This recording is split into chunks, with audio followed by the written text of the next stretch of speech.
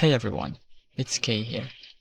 I've been quietly building a game and I figured, why not document it?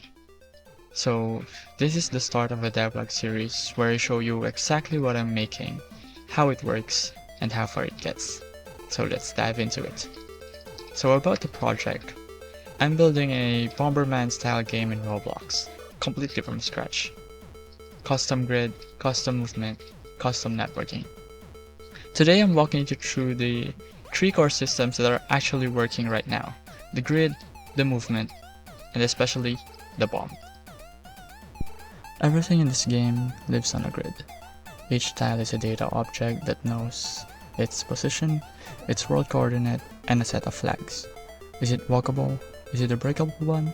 Or is there a bomb sitting on it? The grid is generated server side. There's a single party in the workspace. The server reads its size, calculates how many tiles fit, and builds the full grid data structure from scratch. No manual placement needed. On the client, I don't send world positions over the wire. That would be wasteful. Instead, the client derives the position of every tile from the origin point in the index. Only tile flags travel over the network. That keeps buckets tiny.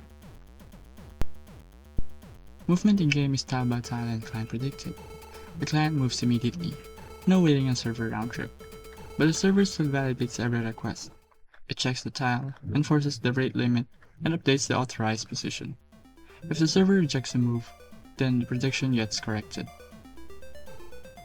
On the input side, I track which keys are currently held and always move in the direction of the most recent one. So if you're holding right and tap up, the character switches to moving up, then snapbacks to the right the moment you release it. It makes direction switching feel instant and deliberate, rather than having to fully release before changing. And on the server, the humanoid is locked into physics state. That completely kills Roblox's own state machine, so it never interferes with our C-frame driven positioning. The bomb is the whole game. Press space, the client sends its current tile to the server checks if it's valid, if not already occupied, or if it's not a wall. If it passes the check, the server marks the tile, starts the timer, and tells every client about it. The countdown updates every frame. The highlight pulses faster in 3 stages as timer gets slower. It creates that urgency without any UI.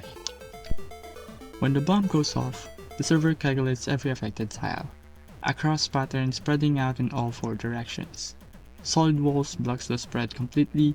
Breakable tiles get cleared, but also stop the wave there. That result is then grouped into waves and fired to all the clients. Each wave plays with a delay between them. That ripple timing is the full feel of the explosion. For the VFX, it's just neon parts that fills the tile. No particle effects, no special objects. It reads clean, and it runs cheap. One thing I added while building this is chained explosion. It happens when an explosion reaches another tile with a bomb, and that bomb then gets pulled into the same detonation.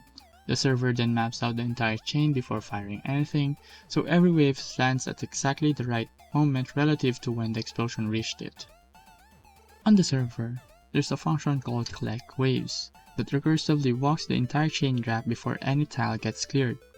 Each chain bomb's waves are inserted at the right absolute index, so the timing of the whole cascade is calculated up front, then played out in one clean sequence. That's it for Devlog number 1. Grid works, movement works, and the bomb works. Also, they chain. Next up, I want to add another type of bomb, probably with a different range or timing, clean up the visuals or set up the round system. So, if you want to follow along, hit that subscribe and I'll see you on the next one. Peace!